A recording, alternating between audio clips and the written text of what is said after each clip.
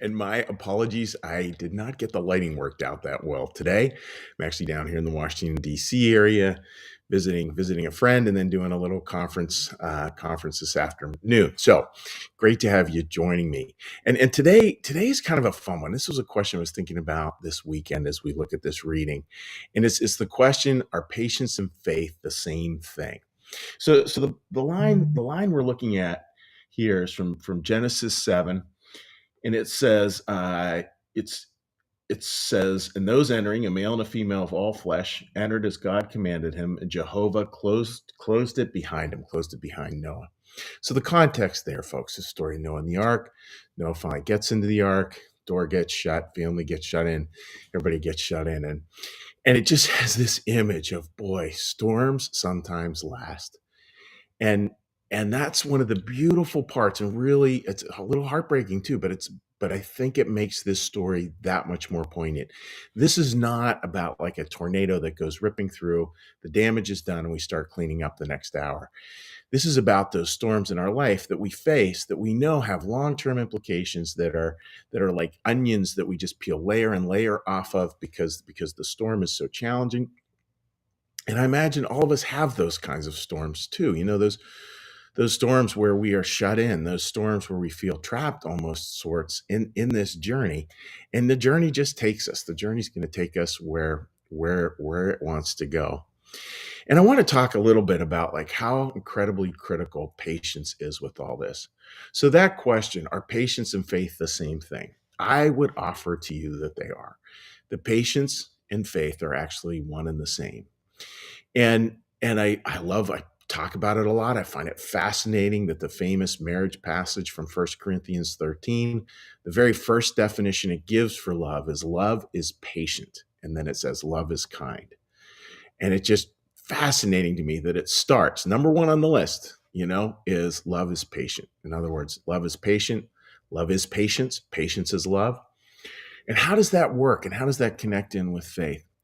Well, one of the things to consider in this biblical commentary we've been looking at is this idea that we kind of wrestle with a view of God, and we can kind of hold God one of two ways. And it's not that one's better or one's worse. It's we wrestle with these two ways, and depending on the time of our life, one of the two will appeal. And it's just beautiful stuff that Emmanuel Swedenborg writes about this idea that one view of faith is merely as an intellectual endeavor. In other words, faith as belief.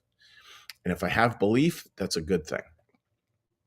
And the other is faith as love, or viewing or coming to God through love. So we can come to God through a belief system, or we can come to God through love. Now, the reality is most of us come with some combination of those two. But it really is interesting when we start to, sort of back up and see, okay, so what does that have to do with this idea of patience?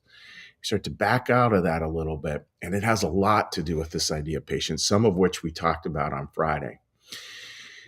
I think in my mind, when I try to understand things, I want immediate answers. I want to know now. There's an urgency to it. Um, Even when I'm trying to intellectually try to understand God, I want to know, God, what are you up to? Why am I going through this? Why is this so hard? Why did this happen? And it's trying to come up with not an easy answer, I shouldn't say that, but trying to come up with a very quick answer.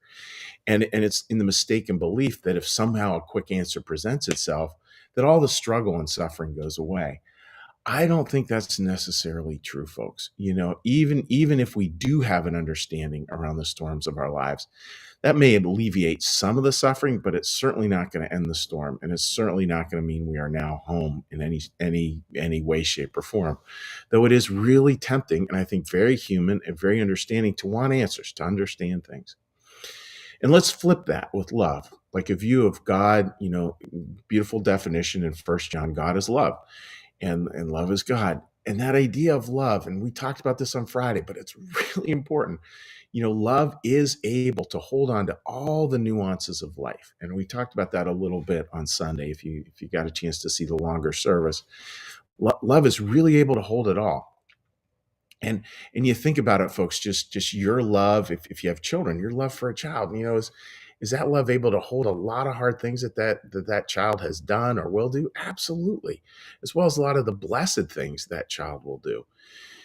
I think that's that's why it's so important to have this understanding of patience, that is patience that's around faith, that's around this deeper trust. And it's not a trust that's necessarily a trust of understanding that at some point in time I will understand all this perfectly. I think a lot of the time we're just asked to park it. I think there are many, many things that we just will never understand. I certainly find that for myself. There are many things I'll never understand. And yet I can come from love. I may not be able to understand it, and I can still remain a loving person. Just think about that. Understanding versus loving. Where is your effectiveness going to be? Where are you really going to be able to make a difference in the world? And my guess, my thought to share is that it's probably going to find it a lot more through that loving part. So friends, as you're thinking going into this week, are patience and love one the same? Just where do you need some patience? Where's a relationship or a strain or a storm that you just need to have patience? And to find that patience, can you let go a little bit? And again, I think it's almost impossible to do completely, but can you let go a little bit of your need to understand or our need to understand it all? And instead shift over to a different place of just, I may not be able to understand it all over here, but I can certainly work at just being a loving person and allowing that love to hold all the nuances of it, including some that are very heartbreaking. That's I think what getting shut of the ark is all about, right? Like we're trying to learn the work of love, not the work of understanding per se. Doesn't mean understanding's bad, clearly. More power to you with figuring stuff out. But it means that the ultimate reality is always love, and the ultimate call is always how to be more loving. So that's my thought for today, folks. Again, I hope that makes sense, and again, my apologies for the bad lighting, that I managed to arrange today. But anyhow, just wonderful to join you folks today. And what we're going to do now is we're going to do a little prayer, a little meditation, a little blessing, and then we'll say hi to folks on social media. For any of you joining us the first time, we make some live comments on New Church Live's Facebook page. And lots of people leave archived comments as well, or leave it on my personal Facebook page. Wherever you leave it, we will get to it and as quickly as we can, because lots of great conversations that happen around this. So friends, I don't have a bell here today, so I'm not going to tap the cushion for our prayer bell. We're just going to take a little breath and then get started on the meditation. So please join me in a big breath.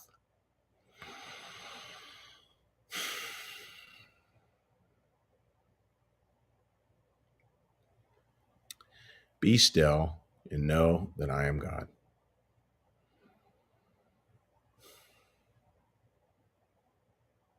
Be still and know that I am.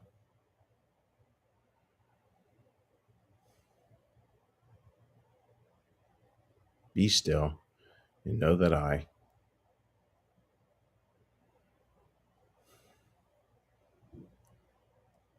Be still and know that.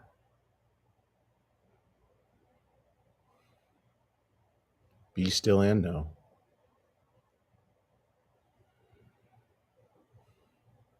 Be still and.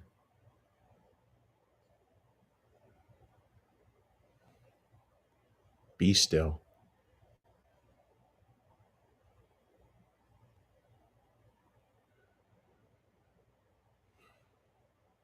Be.